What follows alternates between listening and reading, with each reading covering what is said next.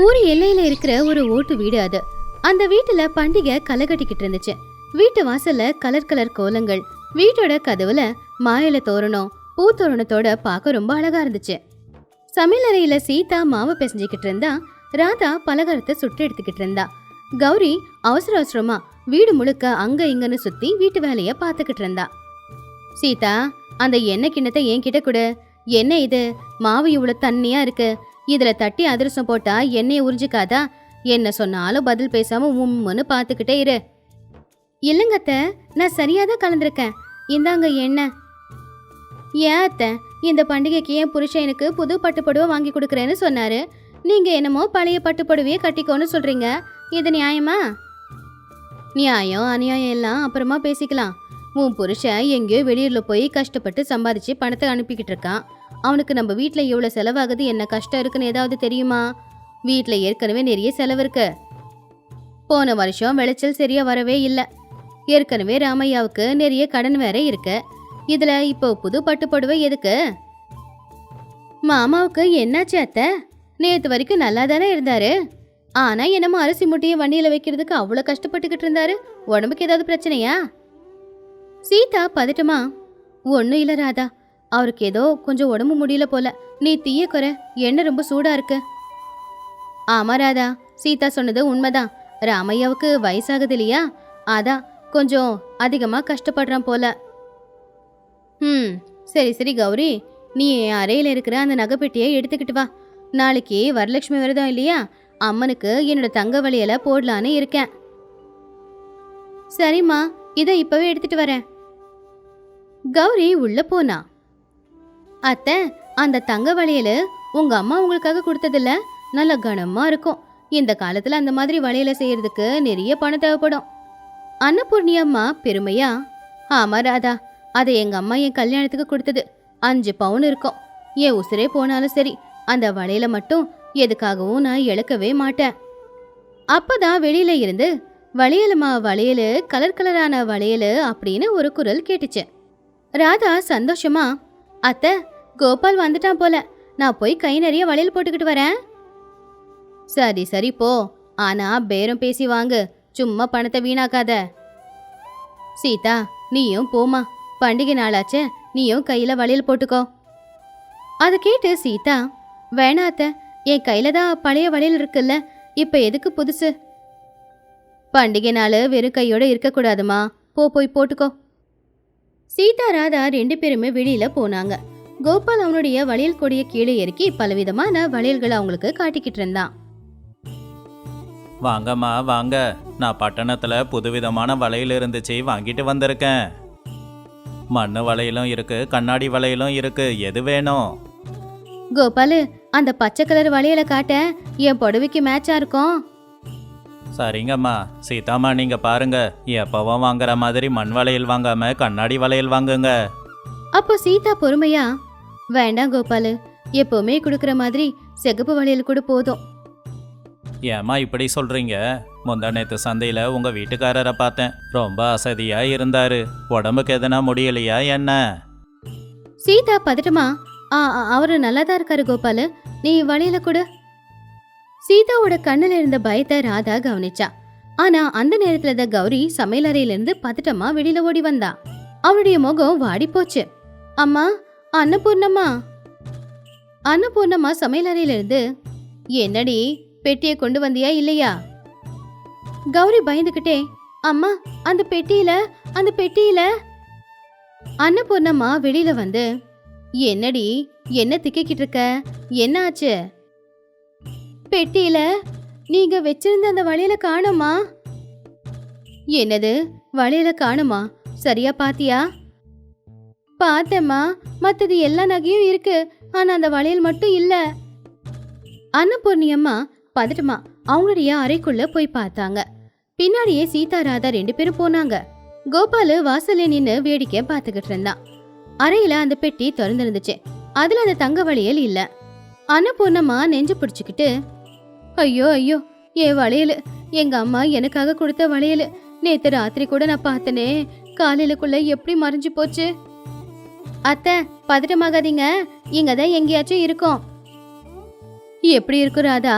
அது என்ன கை கால் முளைச்சு நடந்தா போயிடுச்சு, யாரோ எடுத்திருக்காங்க. அன்னபூர்ணம்மாவோட பார்வை முதல்ல கௌரி மேலதான் போச்சு. கௌரி, நேத்து அந்த அறைய பெருக்குனது நீதானே? சாயந்தரம் அங்க விளக்கு வைக்க வந்ததும் நீதானே? உண்மையே சொல்லு, அந்த வளையல் எங்க?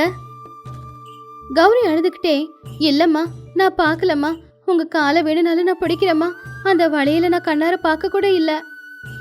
அப்ப வளையல் எங்க போச்சு? இந்த வீட்டுல வெளியாளன்னு இருக்கிறது நீதான். சின்ன வயசுல இருந்து பெத்த பொண்ணு மாதிரி உன்னை பாத்துக்கிட்டா ஏன் முதுகுலியா நீ குத்துற? அத்தை, கௌரி அப்படிப்பட்டவ இல்ல, அவசரப்பட்டு வார்த்தையை விட்டுறாதீங்க. நீ சும்மாரு சீதா, உனக்கு எல்லாரும் நல்லவங்க தான், உலக அறிவே இல்ல உனக்கு. ராதா நீ சொல்லு, நேத்து மதியம் கௌரி தானே அந்த அறையில இருந்தாதான். ஆனா இல்ல கீனா இல்ல. கௌரி, ஒழுங்கா வளையல கொடுத்துரு, இல்ல இப்பவே ஊர் பெரிய மனுஷங்களை கூப்பிட்டு பஞ்சாயத்தை கூட்டுவேன். அங்க உன் கௌரவமும் போகும், எங்க கௌரவமும் போகும். அம்மா, நான் எடுக்காத பொருளை பத்தி எப்படி சொல்றது? நான் எடுக்கலம்மா. அன்னபூர்ணம்மாவுக்கு கோவம் தலைக்கு ஏறிச்சு. நீ எடுக்கலனா வேற யார் எடுத்திருப்பாங்க? இந்த வீட்டுல இருக்கிறது நாங்களும் ராமையாவும் மட்டும்தான். ராமையா வயலுக்கு போயிட்டான், நான் சமையல் அறையில இருந்தேன், மிச்சம் இருக்கிறது நீங்க மட்டும்தான். அன்னபூர்ணம்மா பார்வை இப்ப ராதா மேலதான் போச்சு. ஏ ராதா, நேத்து அந்த வளையல பார்த்து நீ ரொம்ப ஆசைப்பட்டல்ல, எனக்கு வேணும்னு கேட்ட, நான் முடியாதுன்னு சொன்னேன். அந்த கோவத்துல ஏதாவது? ராதா ரொம்ப கோவமா, அத்தை பார்த்த வார்த்தையை விடுங்க, நான் இந்த வீட்டு மருமக, திருடி இல்ல. உங்க வளையல் மேல எனக்கே ஆசை வரப்போகுது. எங்க அப்பா அம்மா எனக்கு ஒன்று கம்மியா போடல, ஏதாவது சொன்னீங்கன்னா நல்லா இருக்காது. அப்ப அந்த வளையல் எங்க போச்சு? ஆகாயத்துல பறந்து போச்சா, இல்ல பூமிக்குள்ள புதைஞ்சு போச்சா? சீதா அமைதியா நின்னுக்கிட்டு இருந்தா. அவ உடம்பெல்லாம் வேர்த்து கொட்ட ஆரம்பிச்சுது, அவ உதடெல்லாம் நடுங்க ஆரம்பிச்சுது. என்னடி சீதா, சில மாதிரி நின்னுக்கிட்டு இருக்கிற? வீடு முழுக்க தேடு போ. நீங்க 2 பேரும் முதல்ல எங்க இருக்குன்னு போய் தேடுங்க, போங்க. அத்தை வேண்டாம் அத்தை, அவங்க 2 பேரையுமே அவமானப்படுத்தாதீங்க. அந்த அந்த வளையல் அந்த வளையல் என்ன என்ன அந்த வளையல்? அந்த வளையல் தொலைஞ்சு போகல அத்தை. தொலையிலையா? அப்ப எங்க இருக்கு? உன்கிட்ட இருக்கா? சீதா கண்ணுல கண்ணீரோட, அது என்கிட்ட இல்ல அத்தை. என்னடி சொல்ற? உன்கிட்டயும் இல்ல, வீட்லயும் இல்ல, தொலைஞ்சு போகலன்னு சொல்லிக்கிட்டு இருக்க, அப்படின்னா என்ன அர்த்தம்? அந்த நேரத்துலதான் வாசல்ல நின்னுக்கிட்டு இருந்த கோபால் மெதுவா உள்ள வந்தான். அம்மா, பெரியவங்க நீங்க, நான் எதனா சொன்னா மன்னிச்சிடுங்க, குறுக்க பேசுறேன்னு கோவப்படாதீங்க. ஏண்டா கோபாலு, நீ இன்னுமா போகல? எங்க வீட்டு சண்டை உனக்கு எதுக்குடா? அம்மா, ஒன்றும் இல்லைம்மா, எனக்கு சீதாவை பார்த்த உடனே ஒன்று ஞாபகம் வந்துச்சு. நேற்று நான் சந்தைக்கு போனப்போ அங்கே பெரிய ஹாஸ்பிட்டல் கிட்ட சீதாமாவை பார்த்தேன். ஆஸ்பத்திரி கிட்டியா? சீதா ஊரை தாண்டி போறதே அதிசயம்தான். அவ ஆஸ்பத்திரியில என்ன பண்ணிக்கிட்டு இருந்தா? கோபாலு, நீ இப்போ தயவு செஞ்சு போயிடு. என்ன சொல்ல விடுங்கம்மா, உண்மையை மறைச்சா அது தீயா சுடும். அம்மா, அன்னைக்கு சீதாம்மா ஒரு சேட்டுக்கடை வியாபாரி கிட்ட பேசிக்கிட்டு இருந்ததை நான் பார்த்தேன். அன்னபூர்ணம்மா சீதாவை கோவமா முறைச்சாங்க. சீதா, கோபால் என்ன சொல்லிக்கிட்டு இருக்கான்? அவன் சொல்றது உண்மையா? அப்ப அந்த வளையல நீ பட்டணத்துல கொண்டு போய் வித்தியா? எதுக்கு? அவ்வளவு பெரிய செலவு என்ன வந்துச்சு? வீட்டுல உனக்கு என்ன குறை இருக்கு? சாப்பிட சாப்பாடு இல்லையா? கட்டிக்க புடவை இல்லையா? சீதா அழுதுகிட்டே, என்ன மன்னிச்சிடுங்க அத்தை, அந்த வளையலை எடுத்தது நான் தான். அக்கா, நீயா? ஏங்கா, உனக்கு அப்படி என்ன கஷ்டம் வந்துச்சு? சீச்சி, நான் பெத்த என் பிள்ளைங்களை விட உன்னை நம்பினே. மூத்த மருமகன குடும்பத்தோட பொறுப்பை உன்கிட்ட ஒப்படைச்சனே. என்னை ஏமாத்தி அந்த வளையல கொண்டு போய் வித்து என்ன பண்ண? யாருக்கு கொடுத்த அந்த பணத்தை? உன் பிறந்த வீட்டுக்கு கொடுத்தியா? இல்லத்த, அப்படியெல்லாம் சொல்லாதீங்க. அப்ப என்ன பண்ண? வாயை திறந்து சொல்லு, இல்ல இப்பவே உன்னை இந்த வீட்டை விட்டு வெளியில அனுப்பிடுவேன். அப்பதான் அம்மா அப்படின்னு ஒரு குரல் கேட்டுச்சு. எல்லாரும் வாசல் பக்கம் திரும்பினாங்க. ராமையா வாசல் சிவருல சாஞ்சி நின்னுக்கிட்டு இருந்தான். அவனுக்கு மூச்சு வாங்கிக்கிட்டு இருந்துச்சு, ரொம்ப அசதியா இருந்தான். ராமையா, எப்படா வந்த? உன் பொண்டாட்டி என்ன பண்ணிருக்கான்னு பாருடா. ராமையா மெதுவா நடந்து அவங்க அம்மா முன்னாடி வந்து நின்னான். சீதாவை எதுவும் சொல்லாதம்மா, அவ அந்த வளையல அவளுக்காக எடுக்கல, எனக்காக தான் எடுத்தா. உனக்காகவா? அந்த வளையல் உனக்கு எதுக்குடா? ராமையா கவலையா, கடந்த 6 மாசமா எனக்கு நெஞ்சு வலிம்மா, சரியா மூச்சு விட முடியல, வயல்ல வேலை பார்க்க முடியல. உன்கிட்ட சொன்னா அப்பா போனதுக்கப்புறம் குடும்பத்தோட மொத்த பாரத்தையும் சுமக்கிற பிள்ளைக்கு உடம்பு சரியில்லைன்னா கவலைப்படுவல்ல. அதனால தாம்மா யாருக்கிட்டேயுமே சொல்லலை. அன்னபூர்ணம்மா அதை கேட்டு ஆச்சரியப்பட்டாங்க. இந்த விஷயம் சீதாக்கு மட்டும்தாம்மா தெரியும். முந்தானேத்து ராத்திரி நெஞ்சு வலி அதிகமாயிடுச்சு. கையில் காசு இல்லை, ஆஸ்பத்திரிக்கு போயே ஆகணும். அதனால நானும் சீதாவும் வேற வழி இல்லாம. அப்ப சீதா அவங்க அத்தை கிட்ட, அவர் இல்ல அத்தை, அந்த வளையல் எடுத்தது நான் தான். எனக்கு வேற வழி இல்ல, மருந்துக்கு நிறைய பணம் செலவாச்சு. உங்ககிட்ட சொல்லி எடுத்தா எல்லாருக்கும் தெரிஞ்சு போயிடும், அதனால சொல்லாம எடுத்துட்டோம். விளைச்சல் பணம் வந்ததும் அதை மீட்டு திரும்ப வச்சிடலான்னு தான் நினைச்சோம். ஆனா அதுக்குள்ள இப்படியெல்லாம் ஆயிடுச்சு. என்னை மன்னிச்சிடுமா. இந்த குடும்பத்தோட மூத்த பிள்ளையா, குடும்பத்தோட எல்லா பொறுப்பையும் நான் தான் எடுத்துக்கணும். ஆனால் இப்படி எதுவும் இல்லாமல் வீட்டில் இருக்கிற நகையை கொண்டு போய் அடகு வைக்கிற நிலைமை.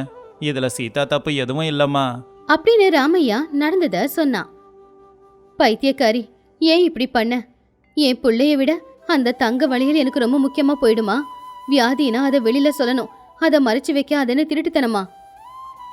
நீங்க கவலைப்படுவீங்க என்ன? குழந்தைக்கு உடம்பு முடியலன்னா வருத்தப்படதான் செய்வேன். அதுக்காக வியாதி இருக்கிறத மறைச்சிட்டா அவனுக்கு ஏதாவது ஒன்று ஆச்சுன்னா அப்புறம் நான் உசுரோட இருப்பேனா? நீ வளையல் எடுத்ததுல எனக்கு எந்த கோவமும் இல்லை. ஆனா அவனுக்கு வியாதி இருக்குன்னு மறைச்சியே, அதுல தான் எனக்கு கோவம் இருக்கு. கௌரி, என்ன மன்னிச்சிடுமா. நகையை காணுங்கிற அவசரத்துல ஏதோ உன்னை தப்பா பேசிட்டேன். நீ நேர்மையான பொண்ணுன்னு தெரியும், ஏதோ வாய் தவறி பேசிட்டம்மா.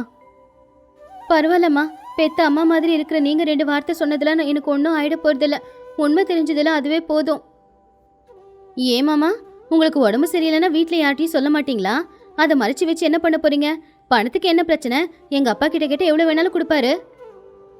இல்லை ராதா, குடும்பத்தோட கௌரவம் போயிடாதா? வீட்டு பொம்பளைங்களோட நகையை விற்று வியாதியை சரி பண்ணா அசிங்கம் இல்லையா? இதுல அசிங்கம் என்னடா இருக்கு? நம்ம வாழ்க்கை நமக்கு சொந்தம்.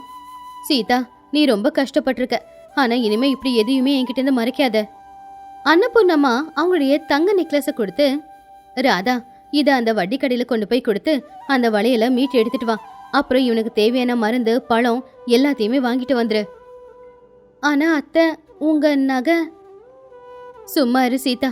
என் கழுத்துல நகை இல்லைனாலும் பரவாயில்ல, என் புள்ள உயிரோட இருக்கணும், என் மருமக சந்தோஷமா இருக்கணும்.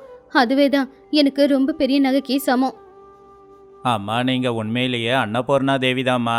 ஐயாவுக்கு சீக்கிரம் சரியாயிடும். நான் வரேன். கோபால் அங்கிருந்து போயிட்டான். ராதா வந்து சீதாவோட கையை பிடிச்சிக்கிட்டு, அக்கா, இவ்வளோ கஷ்டத்தை உன் மனசுல நீ சுமந்துக்கிட்டு இருக்கிறன்ற விஷயம் எனக்கு தெரியல. நீ உண்மையிலேயே பெரிய ஆளுதான். சீதா சிரிச்சுக்கிட்டே, என் தங்கச்சிக்கு கோவம் அதிகம், ஆனா மனசு வெண்ண மாதிரின்னு எனக்கு நல்லா தெரியும். சரி சரி, நடந்தது ஏதோ நடந்து போச்சு. ராதா, நீ போய் மாமாவுக்கு குடிக்கிறதுக்கு பால் எடுத்துட்டு வா. கௌரி, நீ போய் சீதாவுக்கு குடிக்கிறதுக்கு தண்ணியை கொண்டு வந்து கொடு. பாவம் காலையிலேருந்து பயந்து செத்துருக்கா இவ. எல்லாரும் அதை கேட்டு சிரிச்சாங்க. அந்த சிரிப்பு சத்தத்துல பண்டிகை கால மறுபடியும் வந்துச்சு. அன்னைக்கு சாயந்தர நேரம் அன்னபூர்ணி அம்மா துளசி மரத்துக்கிட்ட விளக்கு ஏற்றி வைக்கும் போது சீதா ராதா 2 பேரும் கூட நின்னுக்கிட்டு இருந்தாங்க. அன்னபூர்ணி அம்மா சாமி கிட்ட, கடவுளே, நகையை காணுங்கிற பதட்டத்துல என் மருமகளுகளை நான் வாய்க்கு வந்தபடி எல்லாம் பேசிட்டேன். தயவு செஞ்சு என் குடும்பத்தை நல்லபடியா வச்சுக்கப்பா. ராமையா வீட்டோட திண்ணையில வந்து உட்காந்துக்கிட்டு இருந்தான். அவனுடைய முகத்துல இப்போ கவலையோ பயமோ இல்ல. தான் பொண்டாட்டி, தான் அம்மா, குடும்பத்துல இருக்கிற அத்தனை பேரும் இருக்காங்க அப்படிங்கிற தைரியம் இப்போ அவனுக்கு இருந்துச்சு. இந்த கதையில இருக்கிற நீதி என்னன்னா, ஒரு குடும்பத்துல ஒருத்தங்களுக்கு இன்னொருத்தங்க உதவி செஞ்சுக்கிட்டு இருக்கணும். ஒருத்தங்க பிரச்சனையை இன்னொருத்தங்க புரிஞ்சுக்கிட்டு அவங்களுக்கு உதவியா இருக்கும் போதுதான் அது கூட்டு குடும்பமா இருக்கும். அந்த கூட்டு குடும்பம் எல்லாருக்கும் ஆதரவாகவும் இருக்கும். அது சீதாபுரம் அப்படிங்கிற ஒரு அழகான ஊரு. அங்க இருக்கிற ஜனங்க எல்லாரும் விவசாயம் செஞ்சுக்கிட்டு அவங்க வாழ்க்கைய வாழ்ந்துட்டு இருந்தாங்க. அதே ஊர்ல தான் பெரிய வியாபாரியான ராகவையாவும் இருந்தாரு. அவரு அந்தந்த காலத்துல என்னெல்லாம் கிடைக்குமோ அதை வாங்கி வித்து வியாபாரம் செஞ்சு வாழ்ந்துகிட்டு இருந்தாரு. இப்படியே நாட்களும் போய்கிட்டு இருந்துச்சு. அப்ப ஒரு நாள் ராகவையாவை பாக்குறதுக்காக ரங்கையா அப்படிங்கிற ஒருத்த வந்து, ஐயா, இந்த வருஷம் வயல்ல விளைச்சல் நல்லா தான் வந்துச்சு. அதிலிருந்து எனக்கு தேவையான 10 மூட்டை நெல்லை நான் வீட்டில் வச்சுக்கிட்டேன். ஆனாலும் மிச்சம் 10 மூட்டை அப்படியே இருக்குங்க ஐயா. அதான் உங்ககிட்ட விற்கலான்னு வந்திருக்கேன். அப்படியா ரங்கையா, சந்தோஷம். இப்போவே உன் வீட்டுக்கு வந்து உங்ககிட்ட இருக்கிற நெல் எவ்வளோ இடம் இருக்குன்னு பார்த்து வாங்கிக்கிறேன். ஐயா, இப்போ நெல்லுக்கு என்ன விலைங்க ஐயா விற்கிறாங்க? இங்கே பாரு ரங்கையா, நெல்லுக்கு நிறைய தரம் இருக்கு. உன்னோட நெல்லை பார்த்து அது என்ன தரோன்னு பார்த்துட்டு அப்புறமா விலைய சொல்கிறேன். சரிங்க ஐயா, அப்படின்னா நீங்கள் இப்போவே வீட்டுக்கு வந்து நெல்லை பார்த்துட்டு அதுக்கான காசை கொடுங்க ஐயா. எனக்கு நிறைய தேவைங்க இருக்கு. சரி ரங்கையா, வா, எவ்வளவு இடம் இருக்குன்னு போட்டு பார்த்துட்டு அதுக்கப்புறம் பணத்தை கொடுக்கறேன் அப்படின்னு சொல்லி 2 பேரும் சேர்ந்து ரங்கையாவோட வீட்டுக்கு போய் ரங்கையாவோட வீட்டுல இருக்கிற நெல் மூட்டையை எடை போட்டு பார்த்து அதை அவருக்கு குடனுக்கு கொண்டு போய் வச்சுட்டு ரங்கையாவுக்கு கொடுக்க வேண்டிய பணத்தை கொடுத்துட்டாரு. இப்படியே நாட்களும் போய்கிட்டு இருந்துச்சு. இப்படி ராகவையா அந்த ஊர்ல விவசாயிகளோட வயல்ல விளையிற விளைச்சல் எல்லாத்தையுமே வாங்கி அதை வித்து அவரு பணத்தை சம்பாதிச்சுக்கிட்டு இருந்தாரு. இப்படி இருக்கும்போது அவருடைய மனைவியான ஜானகி ஒரு நாள் ராகவையா கிட்ட வந்து, எங்க உங்ககிட்ட ஒரு முக்கியமான விஷயம் சொல்லணும். நான் நேத்து சந்தைக்கு போயிருந்தேன். அங்க வியாபாரிங்க எல்லாரும் பேசிக்கிட்டு இருந்ததை கேட்டேங்க. இந்த வருஷம் புளி அந்த அளவுக்கு விளையிலையாமா. அதான் இந்த வருஷம் சந்தையில புளியோட விலை அதிகமா இருக்கு. இந்த ஊர்ல பேசாம எல்லார்கிட்டயும் இருக்கிற புளிய நீங்க வாங்கிக்கோங்க. ஜானகி, இப்போ போய் நான் அவசரமா எல்லார்கிட்டையும் இருக்கிற புளிய வாங்கினேன்னா ஒரு ஜனங்களுக்கு என் மேல சந்தேகம் வரும். அதனால எவ்வளவு தேவையோ அவ்வளவு கொஞ்சம் கொஞ்சமா வாங்கி அதை கொண்டு போய் விற்கலாம். இந்த ஊர் ஜனங்களுக்கு மட்டும் என் மேல சந்தேகம் வந்துச்சுன்னா அதுக்கப்புறம் அவங்களே நேரா சந்தைக்கு போய் விலை என்னன்னு தெரிஞ்சுக்கிட்டு அவங்களே விற்க பார்ப்பாங்க. நீங்க சொல்றது உண்மைதாங்க. அப்படின்னா இந்த ஊர்ல இருக்கிற விவசாயிங்களுக்கு தெரியாத மாதிரி கொஞ்சம் கொஞ்சமா நீங்க சொன்ன மாதிரி எல்லார்கிட்டயும் இருக்கிற புளிய வாங்கி வித்தீங்கன்னா இந்த வருஷம் புளி வித்ததுல நமக்கு கை நிறைய லாபம் கிடைச்சிருங்க அப்படின்னு சொல்லி ஜானகி சந்தோஷமா அங்கிருந்து உள்ள போனா. ராகவையா எதுவுமே சொல்லல. இப்படியே நாட்களும் போய்கிட்டு இருந்துச்சு. ராகவையா ஊருக்குள்ள இருக்கிற எல்லார்கிட்டயும் புளிய கொஞ்சம் கொஞ்சமா வாங்கி அதை அவருடைய குடோன்ல வச்சுக்கிட்டு கொஞ்சம் கொஞ்சமா சந்தையில கொண்டு போய் வித்துக்கிட்டு இருந்தாரு. அப்படி அவருடைய புத்திசாலித்தனத்தினால அந்த ஊஜனங்க கிட்ட கம்மி விலையில புளிய வாங்கி அதை சந்தைக்கு கொண்டு போய் அதிக விலையில வித்து லாபத்தை பார்த்தாரு. இப்படி அவருடைய வியாபாரம் ரொம்ப நல்லபடியா தான் நடந்துகிட்டு இருந்துச்சு. இப்படியே நாட்கள் போய்கிட்டே இருக்கும்போது ஒரு நாள் ராத்திரி நேரம் ஊர்ல எல்லாரும் நல்ல தூக்கத்துல இருக்கும்போது அந்த ஊருக்குள்ள ஒரு திருடன் புகுந்தான். அந்த திருடன் ஒவ்வொருத்தங்க வீட்டுக்கு போய் தேடினாலும் எதுவுமே கிடைக்கல. அப்ப அந்த திருடன் அவனுடைய மனசுக்குள்ள, ஐயோ, தேவையில்லாம இந்த ஊருக்கு வந்து தப்பு பண்ணிட்டேன். இந்த ஊர்ல யார் வீட்லயும் பணமே கிடையாது. பித்தளை பாத்திரம் மட்டும்தான் வச்சிருக்காங்க. அதையெல்லாம் கொண்டு போய் வித்தா 10 ரூபாய் கூட தேராதே. இப்போ என்ன பண்றது அப்படின்னு சொல்லி அவன் வேற ஊருக்கு போலான்னு முடிவு பண்ணி போய்கிட்டு இருக்கும்போது அப்பதான் ராகவையாவோட குடன் வழியில இருந்துச்சு. அத பார்த்து அந்த திருடன் மனசுக்குள்ள, அட, இந்த குடோனை பார்க்க ரொம்ப பெருசா இருக்கே. எனக்கு தெரிஞ்சு ஏதோ பெரிய வியாபாரியோடதா இருக்கணும். இதுக்குள்ள நிறைய பொருளுங்க இருக்கும். உள்ள போய் தேடுனா விக்கிற மாதிரி நிச்சயம் எதனா கிடைக்கும் அப்படின்னு சொல்லி அவன் திருட்டுத்தனமா அந்த குடோன்குள்ள போய் பார்த்தான். அப்படி பார்க்கும்போது அந்த குடோன்ல நிறைய புளி மூட்டை இருக்கிறத அவன் கவனிச்சான். அத பார்த்து அந்த திருடன் அவன் மனசுக்குள்ள, ஆஹா, இன்னைக்கு எனக்கு பெரிய பண்டிகை தான். ஏதாவது கிடைக்கும் விற்கலான்னு பார்த்தா இங்க இவ்வளவு புளி மூட்டைங்க இருக்கே. இதைத்தான் உண்மையான அதிர்ஷ்டம்னு சொல்லுவாங்க. இப்பெல்லாம் சந்தையில புளிக்கு என்ன விலை? இது எல்லாத்தையும் கொண்டு போய் வித்தா நான் பெரிய பணக்காரன் ஆயிடுவேன் அப்படின்னு நினைச்சே அந்த திருடன் அங்க இருக்கிற புளி மூட்டையில ஒரே ஒரு புளி மூட்டையை எடுத்துக்கிட்டு யாருக்குமே தெரியாம குடோனை விட்டு வெளியில வந்துட்டான். அடுத்த நாள் காலையில ராகவையா அவருடைய குடோனுக்கு வந்து பார்த்தாரு. நிறைய புளிமூட்டை இருந்ததுல ஒத்த புளிமூட்டை காணாம போனத பாவம் அவரால கண்டுபிடிக்கவும் முடியல. அடுத்த நாள் காலையில அந்த திருடன் அந்த புளிய விக்கிறதுக்கு அந்த ஊர்லயே சுத்திக்கிட்டு இருக்கும்போது வழியில ரங்கையா அவனை பார்த்தான். என்னப்பா தம்பி, இந்த மூட்டையில என்ன இருக்கு? எதுக்காக போய்கிட்டு இருக்க? ஐயா, நான் காட்டுல இருந்து புளிய பறிச்சு கொண்டு வந்திருக்கேன். இந்த ஊர்ல யாருன்னா புளி வாங்குறாங்கன்னா சொல்லுங்க, நான் அவங்க கிட்ட வித்துக்கிறேன். ஓஹோ, அப்படியா? யாரோ எதுக்கு? நானே இந்த மூட்டையை வாங்கிக்கிறேன், விடு. ஐயா, பட்டணத்துல இந்த புளிக்கு விலை ரொம்ப அதிகமா இருக்குங்க. நீங்க அந்த அளவுக்கு கொடுக்கலனாலும் ஏதோ கொஞ்சம் பார்த்து போட்டு கொடுங்க. ரொம்ப கம்மியா கொடுத்தா எனக்கு கட்டுப்படி ஆகாதுங்க. அதெல்லாம் ஒன்றும் வேண்டாம்ப்பா, பட்டணத்துல கொடுக்குற விலையே கொடுக்கறேன். அப்படி ரங்கையா ராகவையோட வீட்டுக்கு போய் படியை கொண்டு வந்து அந்த திருட கொண்டு வந்த புளிய படியில அளந்து அதுக்கு எவ்வளவு பணம் கொடுக்கணுமோ அதை கொடுத்தான். அதை வாங்கிக்கிட்டு அந்த திருட ரொம்பவும் சந்தோஷப்பட்டான். அதுக்கப்புறம் அங்கிருந்து போயிட்டான். ரங்கையா அந்த படியை திரும்ப கொடுக்கறதுக்காக போகும்போது புலி அந்த படியில ஒட்டிக்கிட்டு இருந்துச்சு. அப்போ ரங்கையா படி எடுத்துட்டு போகும்போது ராகவையா அவனை பார்த்து இப்படி கேட்டாரு, என்ன ரங்கையா, வீட்டுக்கு வந்து இந்த படியை வாங்கிக்கிட்டு போனியாமா? இப்போ இதுல உனக்கு என்ன வேலை இருக்கு? அது கேட்டு ரங்கையா கொஞ்சம் உஷாராயிட்டான். அவன் புளிய வாங்கினான்னு தெரிஞ்சா அப்புறம் ராகவையா பொறாமப்படுவாரு அப்படின்னு நினைச்சுக்கிட்டு அவர்கிட்ட பொய் சொல்லலாம்னு நினைச்சான். ஒன்றும் இல்லைங்க ஐயா, என் வீட்டில் கொஞ்சம் நெல் இருந்துச்சு, அதை என் பொண்ணுக்கு அளந்து கொடுக்கலான்னு தான் வாங்கிக்கிட்டு போனேன். அப்ப ராகவையா மனசுக்குள்ள, எனக்கு தெரியும், எனக்கு போட்டியா நீயும் புலி வாங்க ஆரம்பிச்சிட்டியா? அதை சொல்ல முடியாம தடுமாறிக்கிட்டு இருக்க. இவனுக்கு எவ்வளவு தைரியம் இருந்தா எனக்கே போட்டியா புலிய வாங்குவான்? நீ நெல்லை தான் அளந்த அப்படின்னா எதுக்காக இந்த படியில புலி ஒட்டிக்கிட்டு இருக்கு அப்படின்னு ராகவையா கிண்டல கேட்டாரு. அதை கேட்டு ரங்கையாவால அடுத்து பொய் சொல்ல முடியல. அதனால நடந்தத சொன்னான். அதை கேட்டு ராகவையாவுக்கு சந்தேகம் வந்துச்சு. யாருன்னே தெரியாத ஒரு ஆளு நம்ம ஊருக்குள்ள வந்து உனக்கு புளிய வித்துட்டு போனானா? ஆனா அவன் ஒரு மூட்டை புளிக்கு என்ன பண்ணியிருப்பான்? என்னதான் காடா இருந்தாலும் ஒரே அடியா ஒரு மூட்டை புளி கிடைக்காது இல்லையா அப்படின்னு சந்தேகமா கேட்டாரு. எனக்கும் இந்த சந்தேகம் வந்துச்சு. ஆனா நம்ம ஊர்ல யாருக்கிட்டையும் புளி வாங்க முடியாது.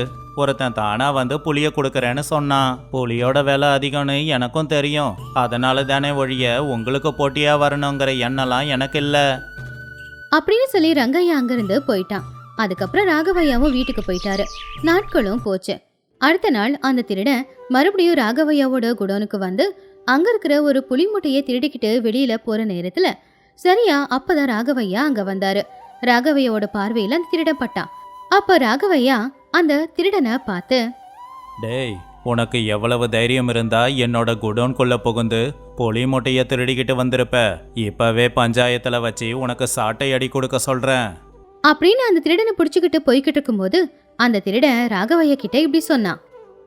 ஐயா, என்னை மன்னிச்சிடுங்க, எனக்கு வேலையே திருடுற வேலை தான். அதான் உங்க ஊர் பக்கம் வந்துட்டேன். இனிமே இந்த பக்கம் திரும்பி வர மாட்டேன், என்னை விட்டுடுங்க ஐயா அப்படின்னு அந்த திருடன் ராகவையா கிட்ட எவ்வளவுதான் கெஞ்சி கேட்டாலும் ராகவையா ஒத்துக்கவே இல்லை. அடுத்த நாள் காலையில பஞ்சாயத்தை கூட்டி இவன் என்னுடைய குடோன்ல இருந்து புலி மூட்டையை திருடிக்கிட்டு போறான் அப்படின்னு எல்லார் முன்னாடியும் சொன்னாரு. அந்த கூட்டத்துல ரங்கையாவும் இருந்தான். அப்போ ரங்கையா அந்த திருடனை பார்த்து, டேய், நீ திருடனா? அன்னைக்கு நீ தானே புலி மூட்டையை கொண்டு வந்து என்கிட்ட வித்த. நீ திருடன்னு எனக்கு தெரியாதே. எங்க ஊரு ராகவையா குடோன்ல இருந்தா நீ புளிய மூட்டையை திருடுன அப்படின்னு கோவமா கேட்டா ரங்கையா. அது கேட்டு ராகவையா இப்படி சொன்னாரு. ஓஹோ, அப்ப அன்னைக்கு உன்கிட்ட புளிய வித்ததும் இவன் தானா? அப்படின்னா ஏற்கனவே என் குடோன்குள்ள புகுந்து புலி மூட்டையை திருடி இருக்க. அதுல அதிக லாபம் வந்திருக்கும். அதான் மறுபடியும் புலி மூட்டையை திருடலான்னு வந்திருக்க. உனக்கு பெரிய தண்டனை கொடுக்கணும் அப்படின்னு அங்க இருக்கிற சாட்டை எடுத்து திருடனை அடிக்க பார்க்கும்போது அந்த திருடன் ராகவையோட காலில் விழுந்து இப்படி கெஞ்சி கேட்டான். ஐயா ஐயா, நான் பண்ணது தப்பு தாங்க ஐயா, என்னை விட்டுடுங்க ஐயா அப்படின்னு திருட கெஞ்சி கேட்கும்போது அங்க இருக்கிறவங்க எல்லாரும் ராகவையா கிட்ட பாவம் விட்டுடுங்கன்னு சொன்னாங்க. அப்ப அதை கேட்டு ராகவையா ஜனங்க கிட்ட, நீங்க எல்லாரும் இவனை பார்த்து பாவப்படுறீங்க. இவனும் நான் உங்க ஊர்ல திருட மாட்டேன்னு சொல்றான். ஆனா இனிமே நான் திருட்டுத்தனத்தையே விட்டுடுவேன்னு சொல்ல மாட்டேங்கிறானே. எப்போ அவன் அப்படி சொல்றானோ அது வரைக்கும் இவனை சாட்டையால அடிங்க. அதை கேட்டு திருட சாட்டையடி அதிகமா வாங்க வேண்டியது வந்துருமோ அப்படின்னு பயந்து இப்படி சொன்னான். ஐயா ஐயா, என்னை மன்னிச்சிடுங்க ஐயா. ஏதோ புலியோட விலை அதிகமா இருக்குன்னு தான் நான் புலி மூட்டையை திருடிட்டேன். இனிமே திருட மாட்டேங்க, எங்கேயுமே திருட மாட்டேன். கஷ்டப்பட்டு உழைச்சி சம்பாதிக்கிறேன், என்னை விட்டுடுங்க ஐயா அப்படின்னு கண்ணுல கண்ணீரோட கெஞ்சி கேட்டான் அந்த திருடன். அந்த திருடனை பார்த்து ராகவையா பரிதாபப்பட்டு, சரி, இனிமே எங்க ஊர்ல மட்டும் இல்ல, எந்த ஊர்லயும் நீ திருட மாட்டேங்கிற நம்பிக்கையில உன்னை விடுறேன். உனக்கு தண்டனை எதுவும் இல்ல. ஆனா நீ திருட மாட்ட அப்படிங்கிறத நான் எப்படி நம்புறது? அதனால இனிமே நீ என் கூடவே வேலைய பாரு. என் வீட்டிலேயே உனக்கு வேலை போட்டு கொடுக்கறேன். என்னோட கண் பார்வையில தான் இருக்கணும். அதை கேட்டு அந்த திருடனும் ரொம்பவும் சந்தோஷப்பட்டு வேலை கொடுத்ததுக்கு அவனுக்கு தண்டனை கொடுக்காம இருந்ததுக்கு அவருடைய காலில் விழுந்து நன்றிய தெரிவிச்சான். அந்த திருடனை மன்னிச்சு அவர்கிட்டயே வேலை போட்டு கொடுத்ததுனால ஊஜனங்களும் அவரை பார்த்து ரொம்பவும் பெருமைப்பட்டாங்க. அப்படி அன்னையில இருந்து புலிமூட்டையை திருடிக்கிட்டு போக வந்த திருடன் இப்போ அந்த புலிமூட்டைக்கு யார் சொந்தக்காரரோ அவர்கிட்டயே கூலி வேலை பார்த்துக்கிட்டு இருந்தான்.